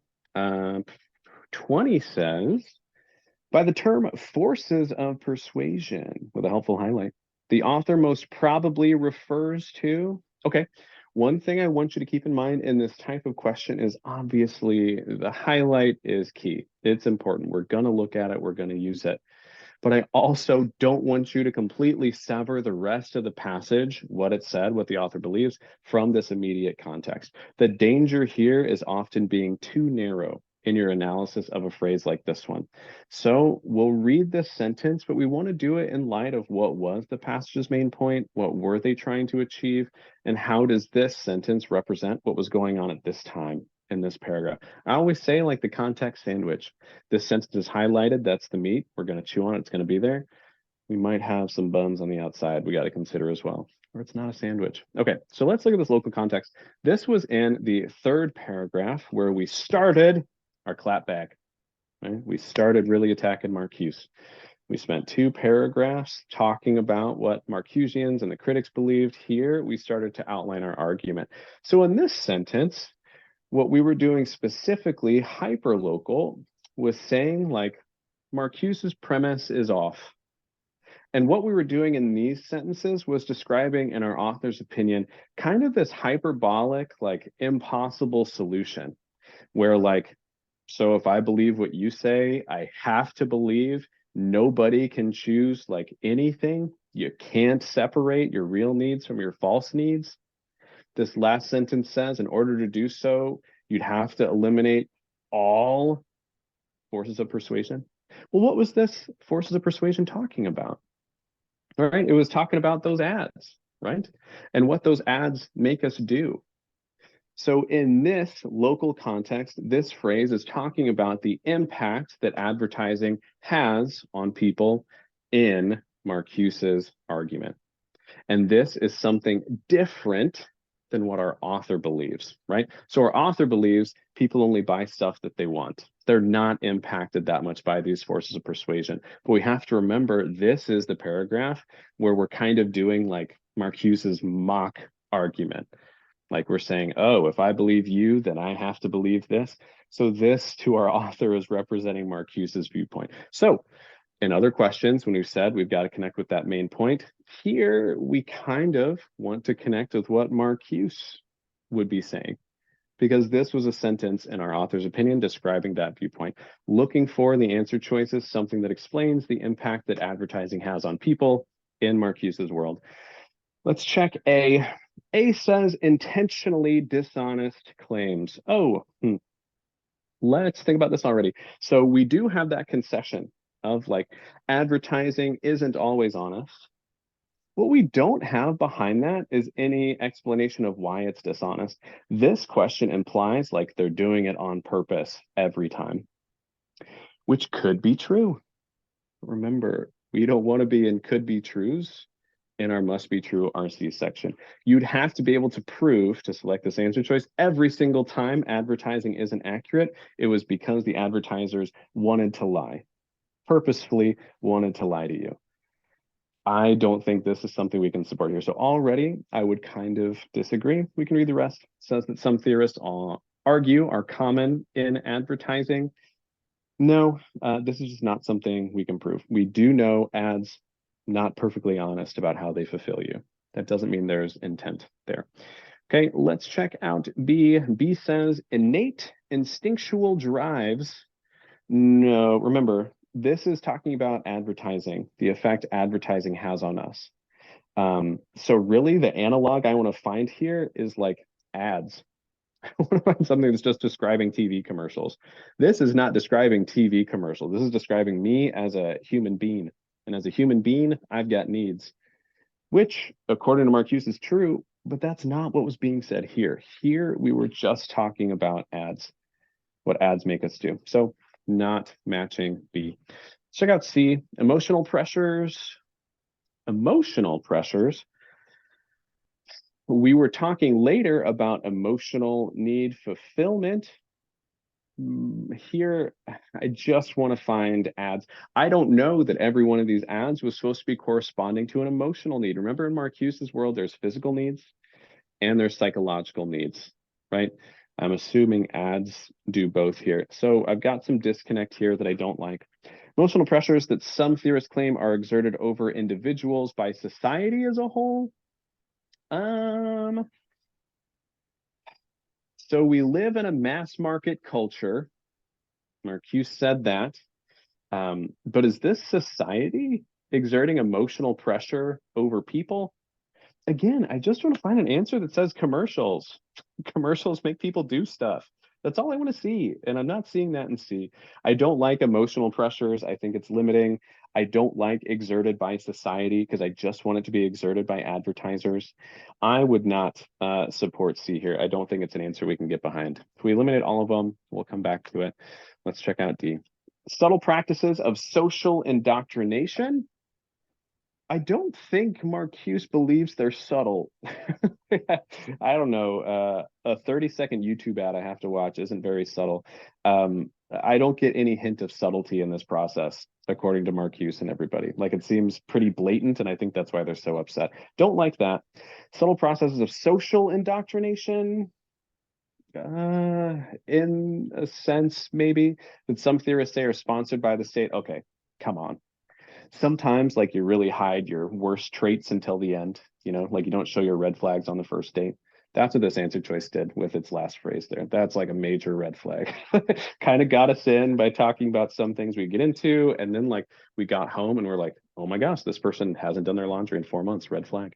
That was answer choice D, talking about the state. Don't like that. Okay, let's check out E. We don't want to lower our bar just because it's the last answer choice. We're still here doing the same thing we always do, trying to eliminate must be true so that we have the opportunity to go back if we kill it. Let's check it out. E says manipulative influences. Sure, it makes people do things. And I think we had in this passage somewhere used the word manipulative. Love that, but don't want to fall in love with word match. Manipulative influences that some theorists say go unrecognized by those affected by them. Oh, perfect. Remember, our author was saying that like people have agency, they choose, they make choice about what they buy. Nobody can buy something they're unwilling to do. What Marcuse says is like we're all like little helpless passive actors that see an ad and like we've got to go buy perfume now, right? This means like we're not recognizing the manipulative influence here. When we talk about this persuasion, it's something that we don't recognize.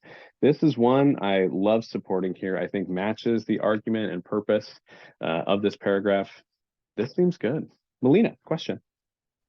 Hi, I was just wondering if you could go over like the purpose of the sentence. I'm just a little bit confused on that. Sure, yeah. So when I look at the purpose of this sentence, it is to start saying that Marcuse's premises are wrong. How did we do that? By creating this sort of untenable solution that our author was going to say, that's not how things work. This sentence specifically was saying, if Marcuse is correct, then what we'd have to do is like eliminate every single force of persuasion in society, meaning ads. This is what was opening the door for the author to say, people have choices about what they make. Nobody is like so compelled by a force of persuasion to buy something. This was kind of getting at that initial premise of Marcuse, saying that like they give you this false need and you can't help but go buy it. You have to go satisfy that false need. This is our author saying like that can't be true. In order to fix it, we'd have to eliminate every single advertisement, basically, and people just buy stuff they want. Does that make sense? Yes, thank you. Nice. Chris, what do you got?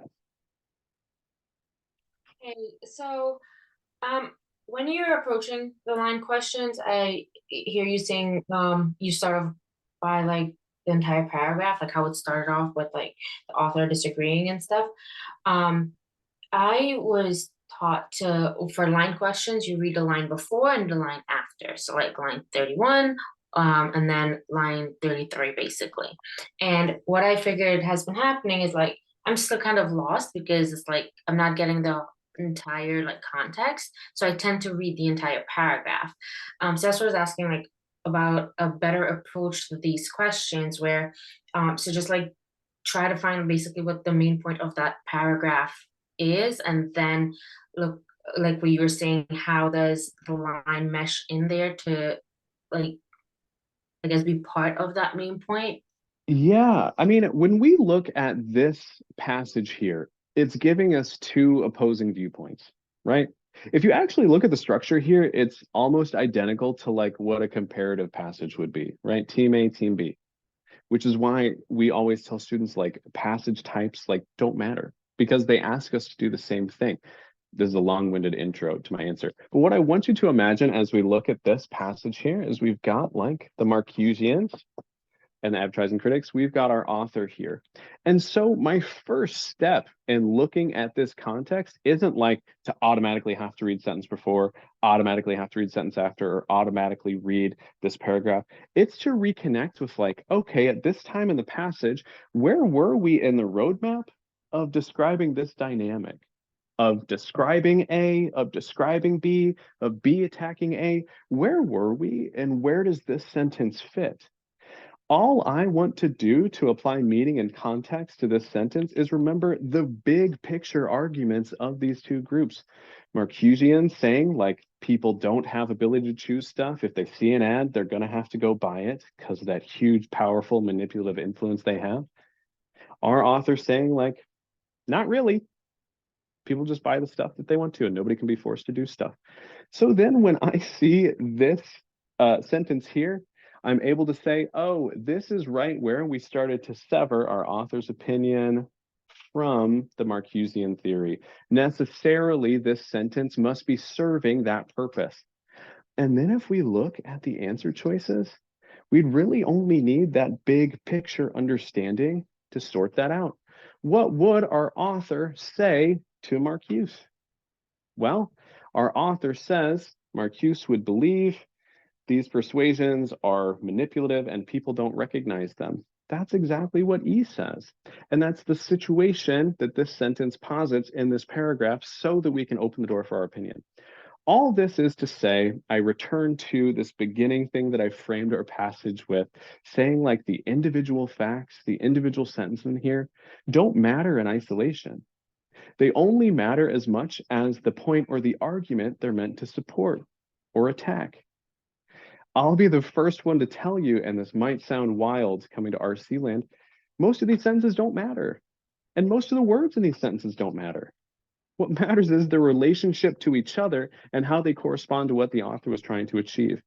So this is the paragraph where our author was trying to achieve showing why Marcuse was wrong. Pulling the rug out from their theory by saying the whole situation you posit like doesn't make sense. Here, I'll try to draw it out for you. I'll show you what you'd have to believe, and you'll see how stupid it is, and then I'll tell you my argument. This is what happened here. And that's all I want to infer from this meaning. I don't even really care about the specific details of these sentences, because no amount of like fixating on these specific words will help me see that context unless I take a step back. So I just take a step back and I start my process that way. Does that make sense?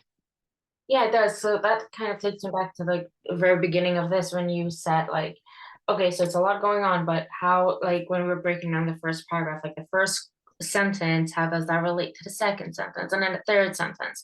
So I guess with that mindset, the line questions will just come up because, okay, well, that this relates to this and this relates to this, regardless of like what the whole thing is saying, and trying to remember like I guess that's what to say. You read for like, what is it? I can't remember, but like, yeah, just try to relate each one as you go down versus like just trying to like paraphrase the entire thing. Yeah, the other wild thing Chris often says is like they're all main point questions all the way down. They're just all main point questions. And that's at least where I always start my prediction. What does the author believe? How does it relate to the other POV?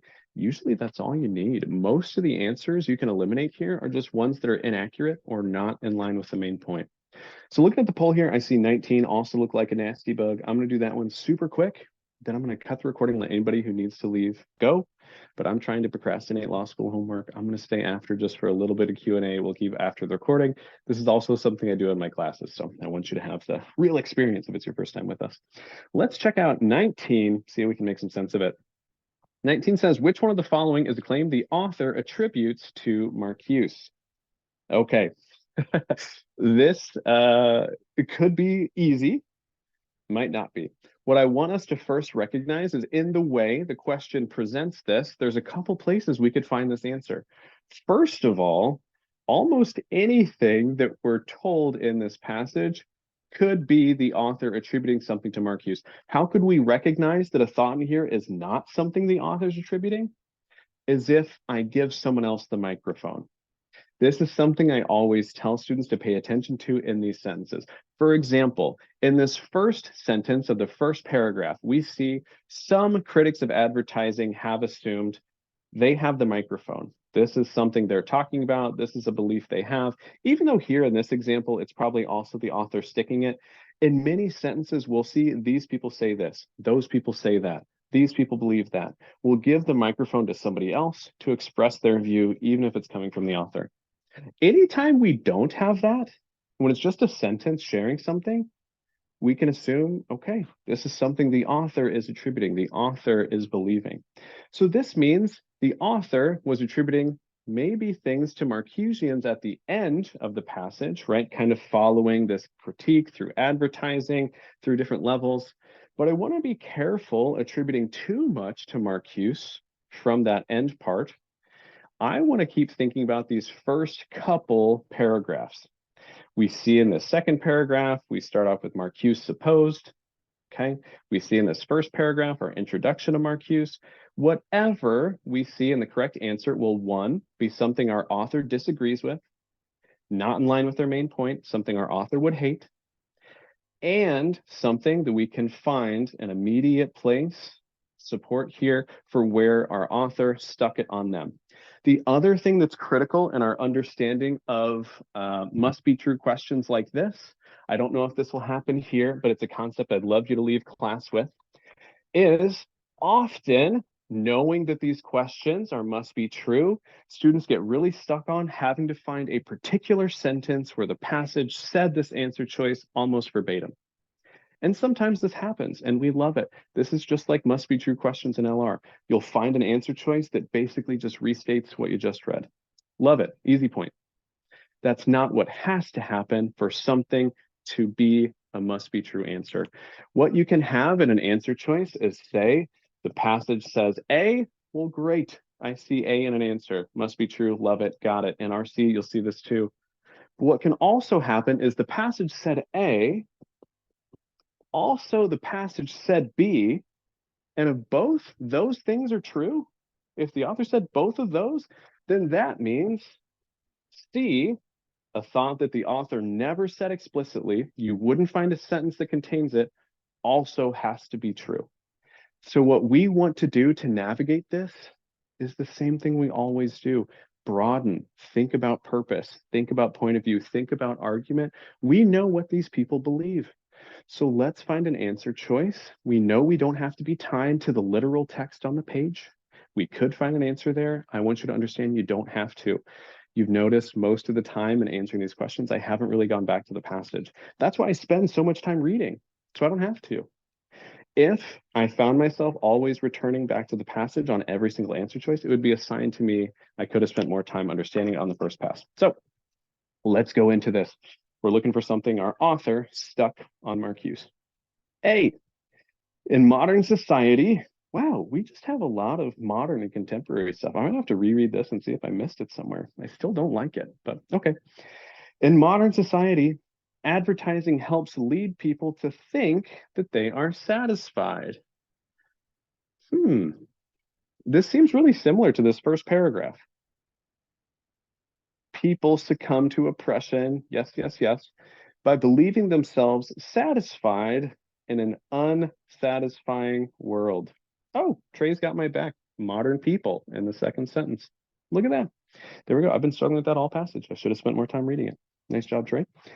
So we see in this sentence here, advertising leads people to believe that they're satisfied. I think this is the case. If this weren't true, why would Marcuse be so upset? Remember, his whole critique was based in people believing they're satisfied when the world sucks so bad, right?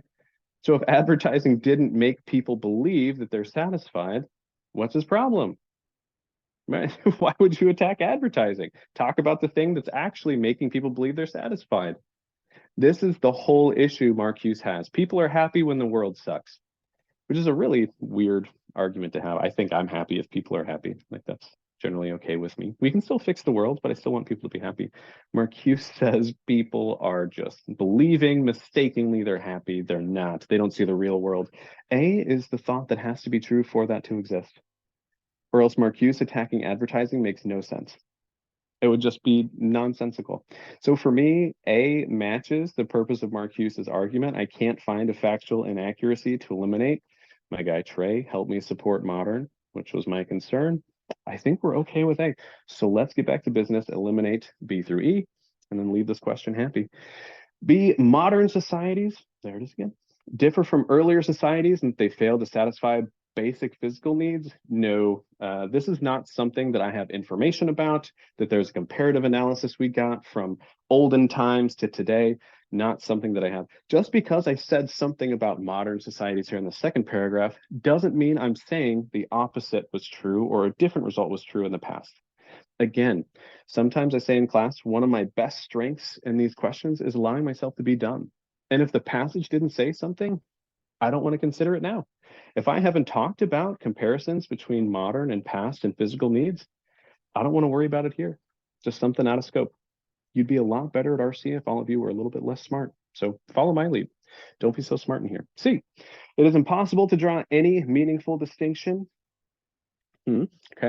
between real and false psychological needs in modern society. Well, how would Marcuse have a problem then? If it were impossible, how is he doing it? How would he even come up with this theory? I think understanding this difference is like key to Marcuse being able to have this theory. Like, of course, it's possible for Marcuse to do this. And also, I think this is what our author said to differentiate himself from the Marcusean point of view here. I think this misrepresents Marcuse's view fundamentally here. This is just not something that we said about Marcuse. Okay, D, advertising in modern society has sometimes become a tool of oppression, working to benefit totalitarian political systems. Oh, we do see oppression. We do see that Marcuse is a political scientist, but that does not mean we can invent a discussion about totalitarian political systems in answer choice D. Again, keep it simple, be dumb in these. If we didn't talk about it, let's not consider it now. D, not something we can prove that we talked about. Okay, E, advertising exploits basic human needs. Okay, sort of. Remember, we talked about them doing that to get profit, right? But what are we looking for here? Something that the author stuck on Marcuse. right? We know this advertising critique stemmed from this Marcusean theory. So we need to approach this thought with caution because we don't know that everything advertising critics believe, Marcuse believed as well. So we want to read with some caution here, just given the frame in this answer choice. So if we continue on, it says, by deriving from them certain secondary needs, which, though they become real needs, subtly work to the detriment of consumers. Oh, no, here I think we've got a problem when we talk about the needs. What we said about advertising is the only needs they give you are false. False needs, right? They give you things that you don't need. This language here, talking about secondary needs, I don't even know what that is. The only time we see maybe something that could be secondary needs is right at the end of our passage when the author is saying, like, maybe the advertising doesn't mean exactly what you wanted, but maybe it helps you accomplish this other thing that you didn't even think about. That would be a secondary need. I don't want to say a secondary need is equivalent to the false need that Marcuse described here. I think E is sort of mashing a couple things together in the passage in a way that's inaccurate. So here I leave with A. It matches what our author believes about Marcuse. It's a thought that's necessary for Marcuse's argument to exist. It describes the relationship between advertising and why he's so unhappy. Got to be true. Love it. So I'm going to cut the recording here. If you've got questions, generally, I'm going to hang out for a few minutes after class. Don't feel like you need to stay, but I also do this after all my classes. Hopefully, I'll see some of you around LSAT Demon. I don't know when I'll be doing another free class next, but this is a lot of fun. Thanks for giving me some of your time this evening. Honored you took time out of your day to study your LSAT with me, and hopefully we'll see you around LSAT Demon soon. Bye, everybody.